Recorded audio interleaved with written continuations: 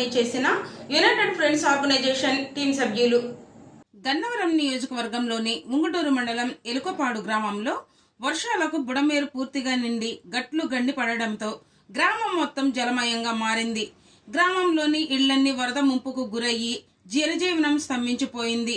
ఇళ్లల్లోకి నీరు చేరి కనీస ఆహారం లేని పరిస్థితి రావడంతో గ్రామస్తులు కుటుంబాలు అవస్థలను గమనించిన హనుమాన్ జంక్షన్ కు చెందిన యునైటెడ్ ఫ్రెండ్స్ ఆర్గనైజేషన్ అధ్యక్షుడు బొల్లెద్దు భాగ్యరాజు టీం సభ్యులు ఆహారాన్ని అందించడం జరిగింది. ఈ కార్యక్రమంలో యునైటెడ్ ఫ్రెండ్స్ ఆర్గనైజేషన్ టీం సభ్యులు శ్రీను, భార్గవ్, వేణు, షణ్ముఖ్, శివశంకర్, వినయ్, కోటేశ్వరరావు, మహేంద్ర, వలి, గణేష్, సతీష్, మణి, శర్మ తదితరులు పాల్గొన్నారు.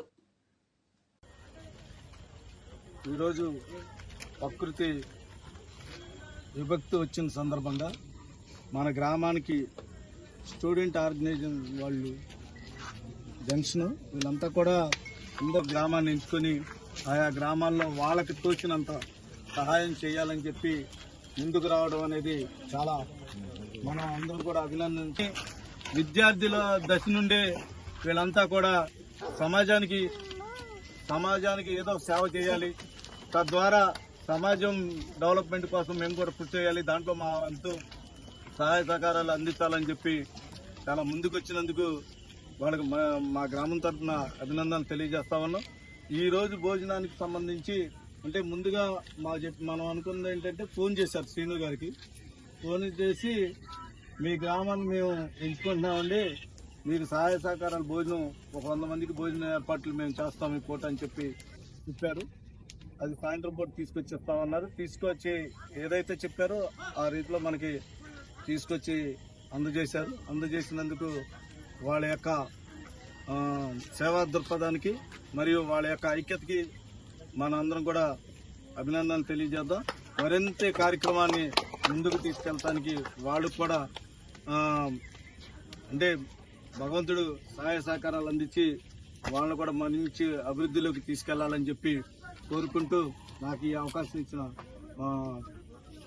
యునైటెడ్ ఫ్రెండ్ యూనియన్ నాయకులకి ధన్యవాదాలు తెలియజేస్తాను. నా పేరు భాగ్యరాజ్ అండి. యునైటెడ్ ఫ్రెండ్స్ ఆర్గనైజేషన్ తరఫున మేము లాస్ట్ కరోనా టైంలో కూడా మేము సేవా కార్యక్రమాలు నిర్వహించాం. సుమారుగా మా పిల్లల ద్వారా వీళ్ళందరూ స్టూడెంట్స్ అండి. అప్పుడు 8th క్లాస్ అట్లా చదువుతున్నారు. అప్పుడు ఆ టైంలో ఇంటి దగ్గర ఇవన్నీ సామాన్లన్నీ రైస్ ఇవన్నీ తీసుకొచ్చి వంటలు వండి అట్లా చేయడం. సుమారుగా 65,000 మందికి భోజనాలు ఇచ్చామండి. అది 65,000 నడుచుకుంటూ 65,000 మందికి భోజనాలు ఇచ్చాము. తర్వాత ఎక్కడ ఇబ్బంది కలుగుతున్న మెడిసిన్స్ కిట్లు ఇచ్చాము. దుప్పట్లు, దోమతెరలు ఇట్లా. అంటే వీళ్ళందరూ కూడా చదువుతానే పార్ట్ టైం లాగా ఏదో జాబ్ చేస్తూ ఉన్నారు. చాలా కొంచెం వేసుకుని కొంచెం నెలకి కొంత అమౌంట్ గ్యాదర్ చేసుకోవడం, ఆ అమౌంట్ని మనం ఏదైనా సరే ఏదైనా మంచి కార్యక్రమం చేద్దామని చెప్పేసి వాళ్ళు రావడం. వాళ్ళ పేరెంట్స్ కూడా బాగా సహకరించేవాళ్ళండి. మీ కరోనా అంటే తెలుసు కదా పరిస్థితి ఎలా ఉండేదో. రోజు చూస్తే ఎవరో చనిపోతూ ఉండేవాళ్ళు. కానీ ఎవరు కూడా ఏదైతే ఈసారి చేద్దాం సార్ మనం ఖచ్చితంగా అని చెప్పి నిలబడి మంచి కార్యక్రమాలు చేయడం. నేను పీఈటీనండి. నేను వేరే వాళ్ళ స్కూల్లో గేమ్స్ నేర్పిస్తే వీళ్ళందరూ వేరే వాళ్ళ స్టూడెంట్స్, వేరే వాళ్ళ హై స్కూల్ స్టూడెంట్స్ వీళ్ళందరూ కూడా. వేరే వాళ్ళ ఐడియా ఉంది మీకు? వేరే వాళ్ళ హై స్కూల్ స్టూడెంట్స్ వీళ్ళందరూ కూడా అక్కడ గేమ్ నేర్పిస్తే వీళ్ళని అట్లా పరిచయం వీళ్ళందరూ.